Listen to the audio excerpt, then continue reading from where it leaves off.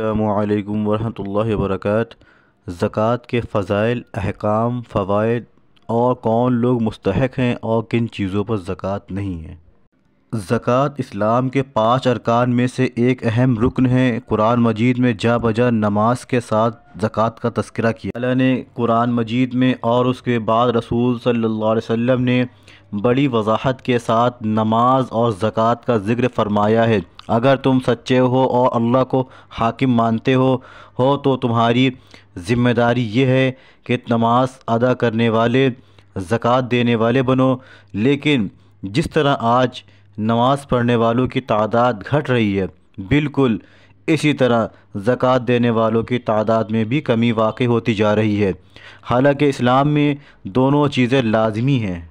زکوٰۃ ایک اہم ترین فریضہ ہے جس کو اللہ تعالیٰ نے انسانوں کی سچائی اور صداقت کو ظاہر کرنے کے لیے ان پر لازم قرار دیا ہے۔ زکوٰۃ کے فائدے۔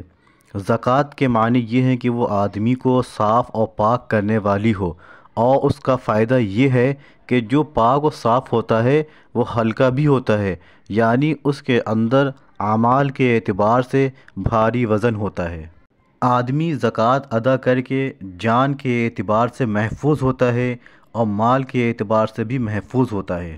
زکوٰۃ انسان کو پاک صاف کرنے کا سب سے بڑا ذریعہ ہے، جو کہ ایک انسان کو ترقی دیتی ہے اور بلند کرتی ہے۔ البتہ زکوٰۃ انسان کے اندر صفائی پیدا کرتی ہے، کیونکہ انسان کو اللہ تعالیٰ نے پیسے کی محبت کے ساتھ وابستہ کر دیا ہے، جس کو قرآن مجید میں یوں بیان کیا گیا، وَإِنَّهُ لِحُبِّ الْخَيْرِ لَشَدِيدٌ۔ انسان کو پیسے کی آخری درجے میں محبت ہے۔ آپ صلی اللہ علیہ وسلم نے فرمایا، دنیا کی محبت ہر برائی کی جڑ ہے، لہذا جو دنیا یعنی پیسے کی محبت میں مبتلا ہو گیا، تو جو شخص جتنا زیادہ پیسے کی محبت میں مبتلا ہوگا وہ اتنا ہی خدا سے دور ہوتا چلا جائے گا۔ مثال کے طور پر کوئی پریشان جانور کسی کے کھیت میں منہ مار دیتا تو لاٹھیاں کھاتا ہے، ایسے ہی جب ہم پریشان ہو کر غلط کام کریں گے تو اس کی پاداش میں دنیا ہی میں ہم کو پریشانی اٹھانی پڑے گی۔ ایسا کوئی نہیں ہوگا جو بچ جائے، بلکہ اللہ کی طرف سے پریشانیاں آئیں گی۔ اگر دنیا میں نہ پکڑے گئے تو آخرت میں پکڑ لازمی ہے۔ لیکن اگر کوئی شخص اس عذاب سے محفوظ رہنا چاہتا ہے تو اس کو مال کے تحفظ کے لیے زکوٰۃ کا قانون لازم پکڑنا ہوگا، تاکہ اس کا پیسہ پاک ہو سکے۔ لیکن اسی کے ساتھ ساتھ یہ بھی یاد رکھے کہ پہلے پیسے کمائے کیسے ہیں، یعنی پیسہ پاک کمائی کا بھی ہونا شرط ہے، نہ کہ حرام مال کی کمائی سے زکوٰۃ نکال کر یہ سمجھا جائے کہ پیسہ پاک ہو گیا۔ یہ تصور غلط ہے کہ ناجائز کمایا پھر زکوٰۃ دے دی اور سمجھے کہ پاک ہو گیا۔ زکوٰۃ ادا کرنے میں اس بات کا خاص خیال رکھیں کہ انسان جب زکوٰۃ ادا کرے تو اس کو خوش مزاجی کے ساتھ ادا کرنا چاہیے، یہ سوچ کر ادا کرنا چاہیے کہ اس کے ذریعے سے اس کا مال محفوظ ہو جائے گا۔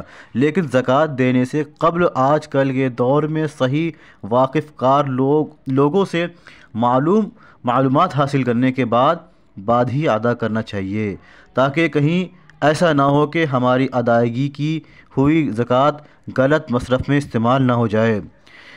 غرض یہ کہ انسان ان تمام چیزوں کی رعایت کر کے زکوٰۃ نکالے گا تو اس کا دل بھی پاک ہو جائے گا اور مال بھی پاک ہو جائے گا، اور جب مال پاک ہو جائے گا تو مال میں برکت آ جائے گی، اس لیے کہ اللہ پاک پاکیزہ مال ہی کو قبول فرماتا ہے۔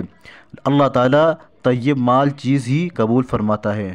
جو شخص زکوٰۃ دینے کی استطاعت میں ہو وہ اپنے مال سے 2.5% ہر حال میں نکالے، اور 2.5% اس مقدار میں رکھا گیا ہے کہ کسی پر بوجھ نہ پڑے، جس کے ساتھ بے شمار فائدے بھی وابستہ ہیں۔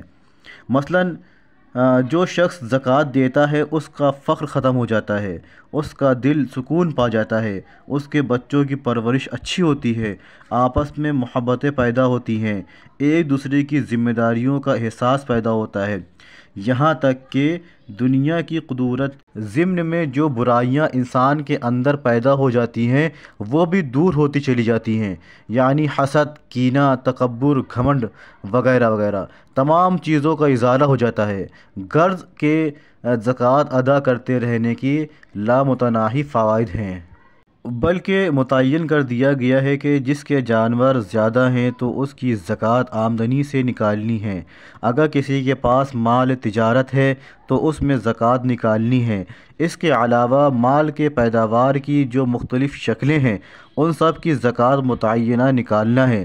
لہذا جس کے پاس جس نوعیت کا مال ہو اس کو چاہیے کہ اس کا حساب لگانے کے بعد علماء سے پوچھ کر زکوٰۃ ادا کرے، جس کے ذریعے سے اللہ تعالیٰ اس کے دل اور دماغ کو پاک کر دے گا۔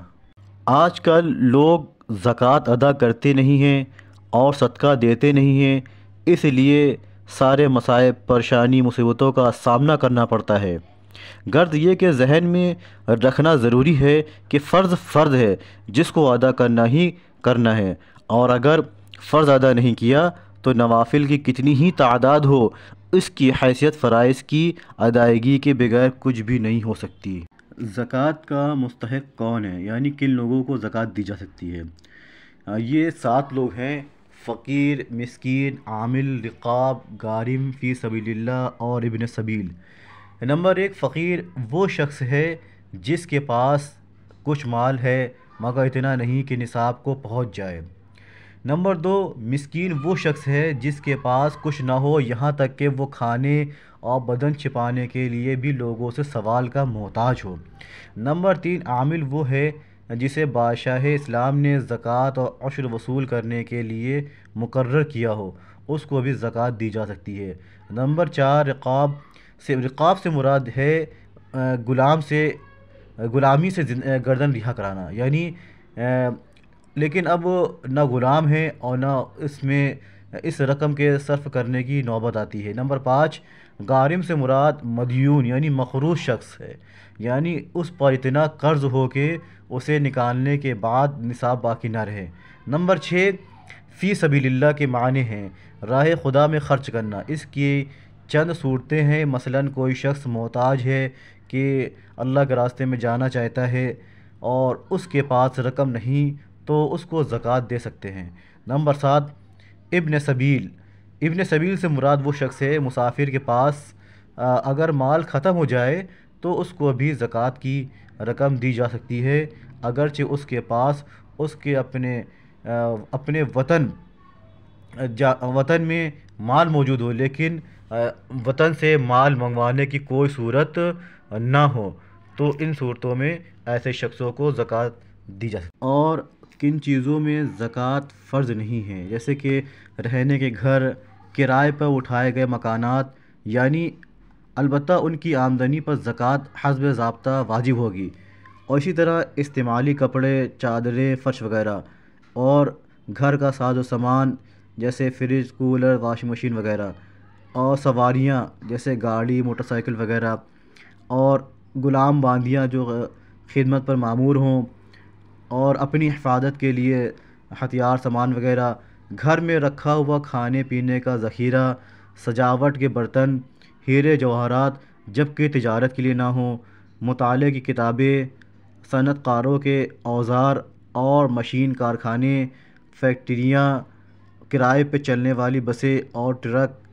کاشتکار حضرات کے ٹریکٹر اور آلات زراعت وغیرہ، ان سب چیزوں میں جو ہے زکوٰۃ نہیں دینی چاہیے۔ خلاصہ یہ ہے کہ اللہ تعالیٰ نے امت مسلمہ کو زکوٰۃ کا ایسا دقیق نظام عطا فرمایا ہے جس کے بے شمار فوائد ہیں، بے شمار حکمتیں ہیں۔ البتہ یہ موٹی بات ہے جس کو یہاں بیان کیا گیا کہ زکوٰۃ انسان کے تزکیے کو مؤثر ذریعہ ہے۔ جیسے نماز کی ایک خوبی ہے، اسی طرح زکوٰۃ کے اندر بھی ایک خاص کمال ہے۔ لہٰذا اللہ تعالیٰ ہم سب کو زکوٰۃ و صدقات نافلہ کو ادا کرنے کی توفیق سے نوازے۔ السلام علیکم و رحمۃ اللہ وبرکاتہ۔